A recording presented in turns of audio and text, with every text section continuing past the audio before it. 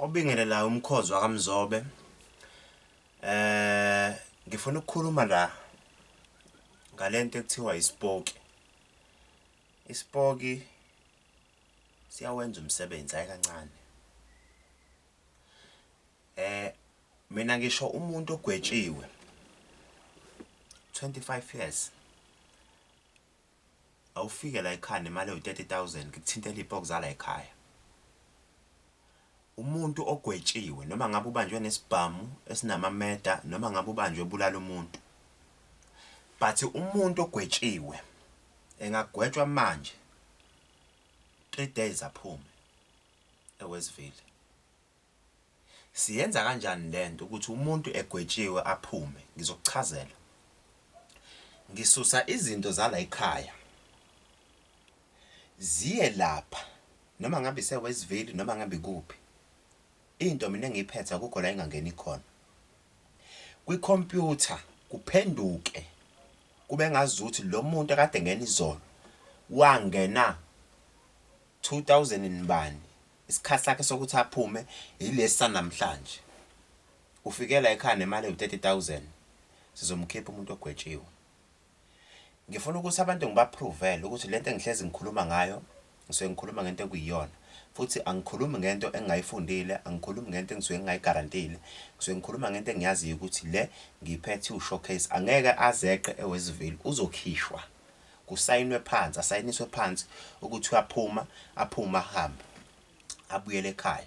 But ukuze sikwazi ukuyisolva lento ingaveli obala, ngifuna uma ufike la ekhaya uzolanda umuthi ufuna ukuyokhipha umuntu wake nogwetshiwe.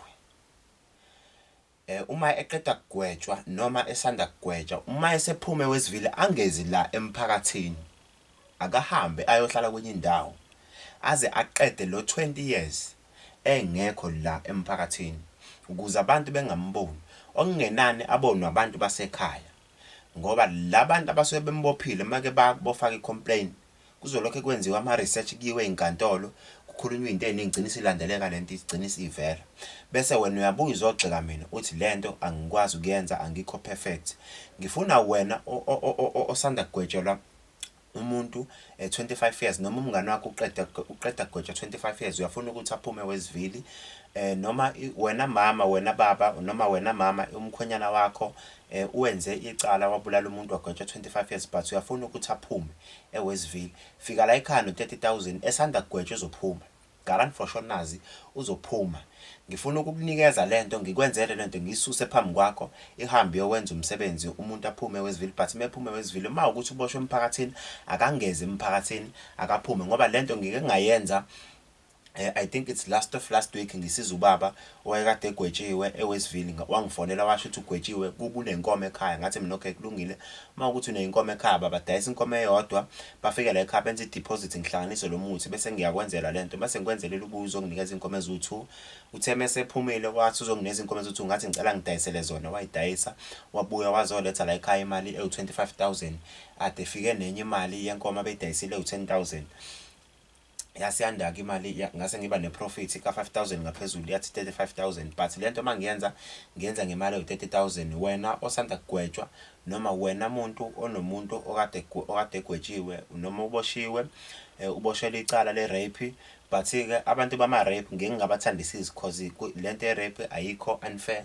Umuntu owenze i-rape usuke engadonsi kahle ekhanda, but kuyenzeka sometimes umuntu aboshwele into angayazi kodwa kuthiwa uyayazi icala limuhle agwetshwe mhlambe 15 years. Ngisho kuthiwa 15 years ngizokwazi ukumkhipha but iprice A1 is 30,000 noma ngabe lo muntu ugwetshe 10 years but is 30,000 ukuthi simkhiphe eWestville within 3 days uyaphuma.